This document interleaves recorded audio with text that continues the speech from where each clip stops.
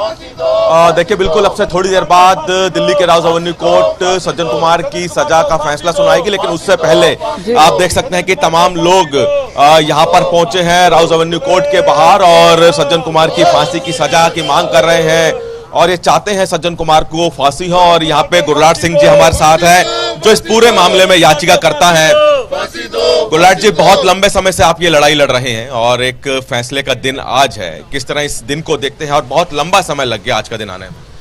देखिए, मैंने 2015 में PIL डाली थी ऑनरेबल सुप्रीम कोर्ट के अंदर कि वो पर्सनली सुपरवाइज करे 1984 के केसेस को, क्योंकि न्याय होने की उम्मीद बिल्कुल खत्म हो चुकी थी। ऑनरेबल सुप्रीम कोर्ट ही एक बचा था जिससे हमें लगता था कि यहाँ,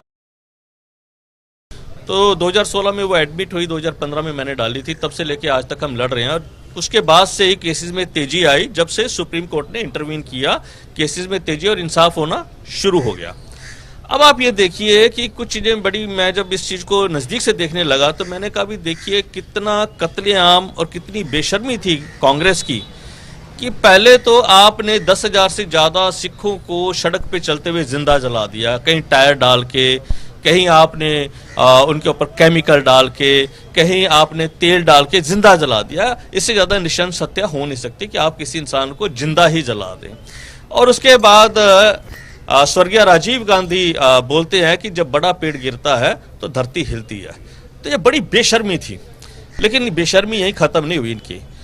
इतना बड़ा कत्लेआम करने के बाद इन्होंने बोला कि भाई ये तो दंगा था, और दंगा था ये सिख विरोधी और हिंदू सिख दंगा था।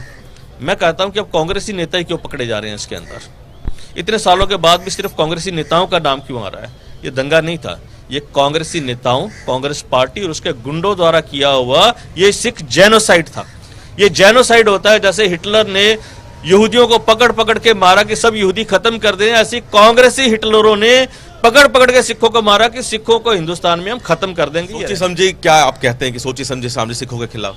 सोची समझी नहीं, वेल प्लान्ड होती है, जिसके अंदर इन्होंने प्रॉपर टाइम लिया प्लानिंग करने का। वोटर लिस्टों से आपने मार्क किया सिखों के घरों को, उनके बिजनेसेस आपने देखे और उसके बाद उन घरों में उनको निहत्थे किया। पुलिस उनकी रक्षा में लगी रही दंगाइयों की, इंस्टेड की वो सिखों की रक्षा करती, वो दंगाइयों की रक्षा कर रही थी। इतना सब कुछ करने के बाद जो है कांग्रेस ने इसको दंगे का नाम दिया।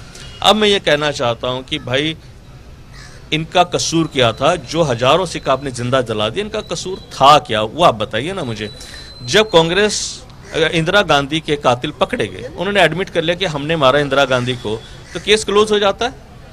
उनको तो फांसी देने में आपने 5 साल लगा दिए, 89 में दी, लेकिन किस कसूर में सड़क पे चलते हुए हजारों सिखों को, निहत्थे सिखों को, बेकसूर सिखों को आपने जिंदा जला दिया? देशवासियों को, कांग्रेस से आज ये सवाल पूछना पड़ेगा। इतने सालों के बाद कहते हैं न्याय में एक पंक्ति होती है, justice delayed is justice denied. ये ऑलमोस्ट डिनाइड है, लेकिन मैं इसको मलहम के तौर पे मानता हूं। अगर इतना भी इंसाफ ना होता तो मैं ये मान के चलता हूं कि शायद इस देश के न्याय के इतिहास पे कालिख रह जाते कि न्याय हुआ ही नहीं। कम से कम सिंबॉलिक न्याय तो हो रहा है, इसको सिंबॉलिक मानते हैं। और ये इतने साल के गांव पे हल्की सी मरहम है, इस मरहम को असरदार तरीके से लगाने के लिए हम यही मांग करते हैं कि सज्जन कुमार को फांसी दी जाए, देश के रिसोर्सेज उस पर खराब न किए जाएं। इसके साथ ही साथ सालों साल से जो निर्दोष लोगों को अपने राज के लिए मारती रही, आज़ादी से लेकर आज़ादी में 10 लाख लोग मरवाए जब पार्टीशन किया, उसके बाद इतिहास देखिए ये दंगे पे दंगे और उसके बाद जेनोसाइड। कांग्रेस पार्टी को भी हिंदुस्तान के इतिहास से अब खत्म करने का समय आ गया, ये खत्म कर देनी चाहिए। फांसी की सजा की आप मांग कर रहे हैं, फैसला आना बाकी है। अगर कोर्ट की तरफ से फांसी की जगह कुछ और फैसला आता है तो क्या आप इसको और भी चैलेंज करेंगे? देखिए, चैलेंज तो सरकार ने करना है इसके अंदर। हम तो बिल्कुल सरकार के पास जाएंगे, उनको दरखास्त लगाएंगे कि कोर्ट को फिर आप अपील में लेकर जाएं, आप फांसी की दरखास्त लगाएं। रेयरेस्ट ऑफ रेयरेस्ट केस में आप कहते हैं कि बलात्कार हो गया, बलात्कार में आपने लड़की को मार दिया। यहाँ तो बलात्कार भी हुए, फिर लड़कियों को भी मारा गया, निर्दोष लोगों को भी जिंदा जलाया गया, हजारों लोग मार दिए गए। इससे ज्यादा रेयरेस्ट क्या होगा? किस चीज की हम वेट कर रहे हैं? और मैं तो कह रहा हूँ देश के रिसोर्सेज इस आदमी पे खत्म किए क्यों जाए?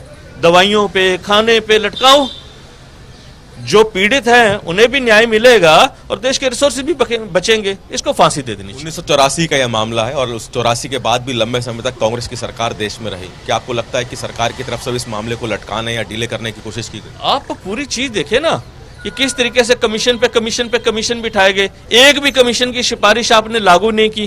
तो इससे क्या पता लगता है कि अगर पीआईएल नहीं डलती और 2015 में गवर्नमेंट चेंज नहीं हुई होती तो मैं समझता हूं कांग्रेस आज भी न्याय नहीं मिलने देती।